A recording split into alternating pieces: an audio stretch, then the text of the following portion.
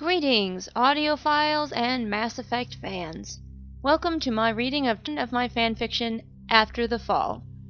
This is a Mass Effect fanfiction, and as such, most of the characters and the universe belong to BioWare/EA Games. No copyright infringement is intended. However, the scenario and occurrences within this fanfiction are my intellectual property, so if you decide you want to share this with someone, credit me. Please.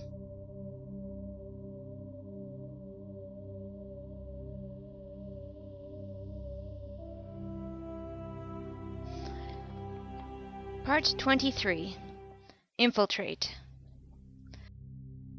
The Normandy slid through space like a sleek silver fish through dark water. Even the engines seemed to hush as they drew nearer to the Citadel and the waiting Reaper. It didn't seem to see them yet. Shepard watched on the galaxy map, her eyes narrowed. She chewed absently on the inside of her cheek. It had to be Harbinger, the one Reaper held in reserve. For a moment her suspicion flared. What if the geth had told the Reapers their whole plan? What if they were linked somehow? She stamped out the small flickers of doubt. She didn't have time for second-guessing. At this point, they only had one chance, and trust was the only way. If this plan failed, they'd be dead, betrayed or otherwise. Easy, Shepard exhaled, watching her ship skirt around the ominous sentinel. I know, Commander. Joker's voice spoke in her ear, and she jumped, not realizing her comm link to the cockpit was still open. A quick smile flickered across her lips. "All right, Joker," she said, her voice still low. "I'm going to suit up. You put the Citadel between that Reaper and us, just in case. We'll head in there and find that Peacekeeper." The Normandy slid into one of the Citadel's docking ports as silently as though she had ridden in on an unseen tide. The docking clamps did not come out to greet the vessel. Shepard pulled on her helmet, feeling its seal under her chin. "We'll have to make a quick hop over to the landing platform. Nobody get lost," she joked. A few members of her team chuckled, though most, she knew, were too tense for humor. She felt her heart so strongly she thought it might punch a hole through her ribs. She willed it to stop beating so hard. She hadn't taken a full dose of meds because she wanted to feel sharp, but she could feel her body threatening a panic attack already. The opportunity to get her people killed again stared her in the face. She saw flashes of Morden being burned alive, Thane bleeding out slowly before her eyes. She inhaled and exhaled forcefully, then stepped through the docking door and glided over the gap between the ship and the dock. The moment she was in, the artificial gravity caught her, and she landed, bending her knees expertly to catch herself. She turned and signaled her crew with a hand. It was strange to be walking in the silent Citadel. Eerie stillness prevailed, interrupted only by the occasional pathetic sparking of electricity from a ruined advertisement platform. The Citadel looked worse now than when Saren had attacked. Everything was dark and dead. "No bodies." Liara's voice over her comm was low, though only they could hear her words. Garrus gestured to a streak of blood on the floor, then the wall. "Looks like there was one, but they were dragged up and away." "Unsettling," Kirahi breathed, following the smear with his eyes. "Let's keep moving," Shepard warned. "Stay frosty, people. I don't need anyone getting taken by surprise." Javik strode up to walk beside Shepard's shoulder.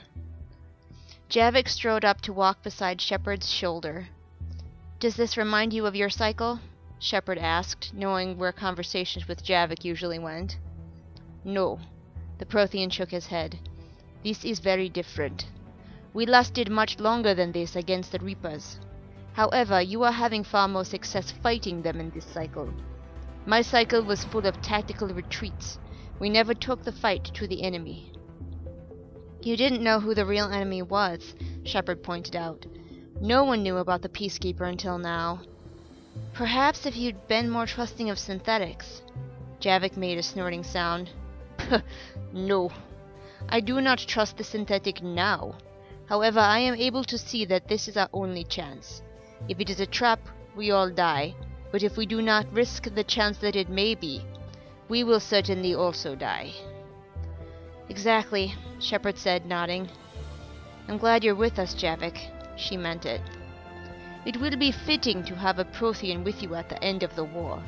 Your species seemingly admired and wondered at my own. The Reapers merely slaughtered us. It will be good to look into the face of the one that murdered so many and say that he did not kill us all. In the end, he failed." Shepard smiled. Javik's eyes were alight in his helmet's visor. They shone with a vigor her own eyes must have. "I'm detecting movement," Kirahi announced, gesturing to his Omni tool. "How far?" Shepard signaled her crew into formation. Caden and Liara's hands already shone with electric blue fire. "About 1 click away and moving fast," the Solarian reported. Tally's drone buzzed eagerly past Shepard's head as she glanced around. "How many?" "Difficult to tell," Kirahi said, tapping his Omni-tool controls. "It does not seem that there are more than 2. "All right, stand easy." Shepard gestured for her crew to stand down. "We'll keep moving and see what they do. If there are only 2 of them, they might not know we're here yet. We want to be invisible as long as possible." The group began moving again with practiced precision. It felt good to work with her full team. She could sense them all moving in unison. Knowing that Rex was there at her shoulder and Garrus at her other, she felt safe and assured. "Kirahi, where to?" she asked. The Solarian checked his Omni-tool again. "From the description you gave me of your encounter with the Peacekeeper before, we should follow this route." He held out his tool so she could see the small map glowing there. "Right." Onward they walked, their tension slowly lessening as they went. Thus far there were no signs of the Keepers. Only the occasional life sign and sound of something scuttling through a pipe above their heads.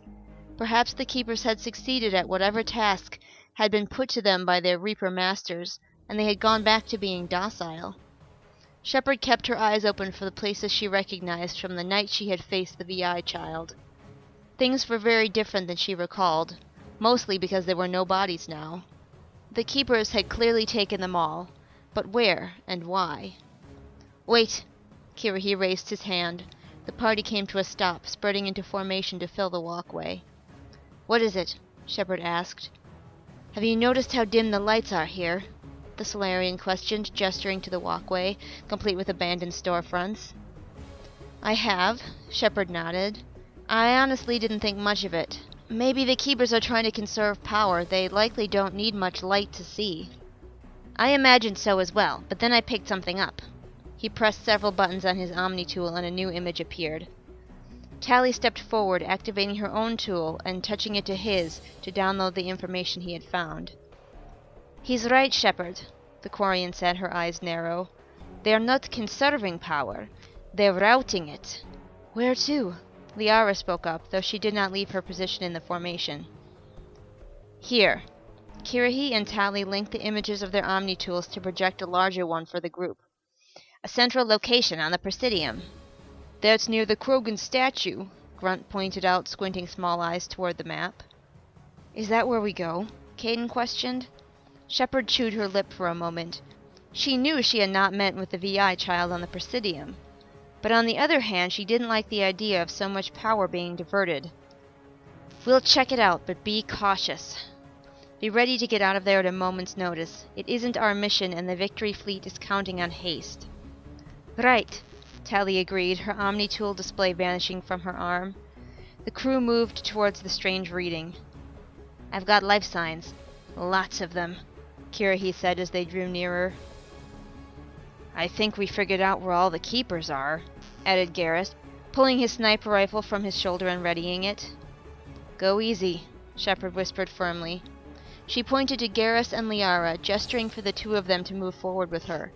The rest of her team fell back and took up cover fire positions in case Shepard should have to beat a hasty retreat. Shepard and her 2 teammates crept forward, keeping low, weapons drawn. Liara's hands also glowed faintly with the blue light of her biotics. As the group exited the hallway and looked out onto the open area, which had previously housed greenery, a flowing river, and a prominent statue of a Krogan, Shepard felt her breath stop for several seconds. Instead of a lavish park, the place had been converted, and she knew the new decor better than she would have liked. Tubes and wires dangled and spread like spiderwebs across the space towards a massive construct hanging in the center of the area. "Spirits, I had hoped to never see anything like this again," Garrus said, his voice tight. "Me too." Shepard forced herself to breathe normally. Hanging before them was another creature like the one they had encountered in the Collector base. Their suicide mission had ended, with her and her team coming up against a gigantic Reaper fetus. That was the only way to describe it. Only that one looked far more human. This one was a horrifying mishmash of creatures. 4 eyes like a Batarian, a long Solarian face with Turian mandibles hanging limply at odd angles. It had 1 arm, the other seemingly still under construction. Keepers swarmed the mutant thing like ants on a hill. Shepard had to try very hard not to hyperventilate. "Something's off about this one," Garrus said after a moment. "You mean other than it being a mix of several different species?" Liara asked. The Asari had not seen the original Reaper fetus, but she had learned all she could about it as the Shadow Broker. "Yeah." Garrus peered through his rifle scope. Shepard did the same. "See? It looks dead. Like the one the elusive man had." "Edie, are you seeing this?" Shepard turned on her helmet's uplink to the Normandy. "Well, that's just fucking creepy." "Not helpful, Jeff," Shepard said, though she was secretly glad of his response. "Indeed, Shepard," said Edie after a moment. "From the readings you have been sending us, it appears that the Keepers are pumping large amounts of power into their new creation. However, I detect no synaptic activity in the creature, perhaps because it is constructed of so many different species. Or maybe because they're using dead bodies." Shepard pointed downward to where several pods stood. They were similar to the ones the Collectors had used to break down human tissues and DNA to create their own Reaper. Through her sniper scope, she could see the bodies in these tubes were slumped and crumpled awkwardly, as though the Keepers had merely stuffed them into the tubes without any thought, like socks into a drawer. "Perhaps," Edie agreed. "The Collectors took great care to capture their victims alive. Live tissue must have been key to their project." "But the Keepers don't know what they're doing," Liara hypothesized. "They have the instinct, maybe even the orders, to create new Reapers to replace the ones we have killed, but they don't know how. They don't have the resources, so they are trying to make it work with the dead bodies instead of live." "This is still disgusting," Garrus growled. "I don't like this at all. Can we do something about this?" "I'd love to blow this abomination sky high," Shepard agreed, "but we don't have time. I have no idea how long the Victory Fleet will hold." "Damn," Garrus muttered, but he willingly withdrew back down the hallway with Shepard and Liara. Once they had reached the rest of the team, Shepard explained what they had seen. "Maybe this is a good thing," Vega spoke up. "If the little critters are busy trying to Frankenstein that monster, it could keep them nice and distracted while we say hola to the Peacekeeper." "I hope so," admitted Shepard. "The Keepers being distracted would certainly help our cause. Move out." They pressed onward through the dimness, wary as ever for any Keeper that decided it was bored of its attempts at mad science and wanted to kill someone. "I think I'm starting to remember this." Shepard's voice cut through the silence like a slap on the face. "Do you?" Karahi asked, stepping forward with his map. Shepard waved him away, squinting ahead. Yes, I definitely do. If we follow this corridor, it should lead us to the room where I had my encounter with the elusive man," she explained. She was aware that the space where they walked was less of a corridor and more of a large shaft, probably used to release heat from the station under normal circumstances, but she kept that to herself for simplicity's sake. "This area isn't even on my Citadel maps," Karahi said, his voice betraying how excited he was at the new discovery. Shepard smiled to herself. Sometimes the Solarian soldier reminded her of Morden.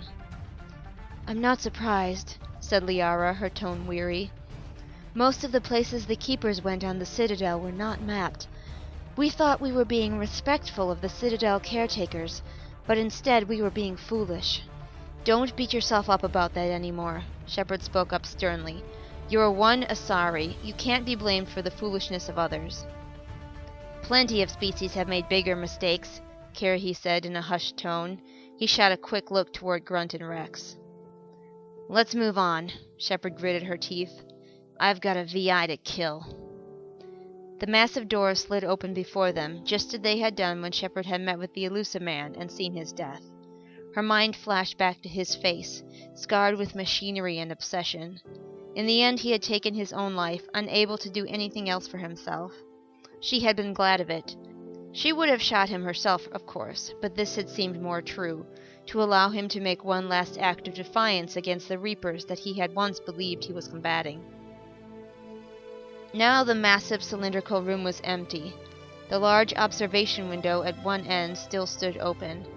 Obviously, this had been some sort of security or maintenance room. Shepard stepped slowly over to where the elusive man had fallen. His blood, now dark reddish-brown, still stained the floor. It took her a moment to force herself to look at where Anderson had died. His blood and her own were mingled in a stain where the two had sat, shoulder to shoulder, watching the war go on without them. It had almost been peaceful. She had been ready to die, but the damn VI tricked her into going on, into feeding into its plans. Her blood ran hot. It was going to pay for taking her father from her. "No more," she breathed through her clenched teeth. "Not one more." "Where to from here?" Garrus's voice woke Shepard from her dark reverie. Shepard strode to the control panel which faced the window. Outside she could see the crucible, still docked with the Citadel. She scanned the panel, hand hovering over unfamiliar buttons. I don't know. I tried to reach this panel, but I passed out. The VI brought me up to meet it by using a lift that came from the floor." She looked down. The lift seemed to be back in its place in the floor. Shepard wondered if the VI had called the Keepers to drag her body back the way she had come, no doubt intending to add her to the pile being amassed for Reaper creation. She shuddered. It had been pure luck that the Solarian tech had found her in time. "Let me have a look." Tally stepped forward, followed by Kirahi. Shepard wasn't a slouch in the tech department either. Soon the three of them were taking off panels, peering at wiring, and muttering like mechanics working on some complicated engine. The rest of the team spread out. At first they stood alert, weapons raised, ready for anything, but after a while they settled. Soon Garrus and Vega were exchanging battle stories with Javik, while Liara and Kaidan argued about the benefits of biotics with Grunt and Rex. The Geth, Malik, stood by watching, and sometimes offering helpful suggestions to Shepard's group. It seemed to understand that it was a new member of the team, and therefore did not quite have a place to fit in yet. It did not seem insulted, however. There were benefits to being a machine, Shepard thought. Then there was a loud clanging sound, and everyone's heads shot up. Weapons were drawn, and people rushed back into formation. Too late. Gunfire erupted into the room. An entire herd of heavily armed Keepers flooded in. Shepard's shield ate several shots as she dove for cover, painfully aware that she knelt in her own dried blood on the floor. She heard a yelp, and at least one of her team took a hit. Then everything was tinted blue as Kaidan and Liara threw up a biotic barrier. "So much for infiltration," Shepard growled.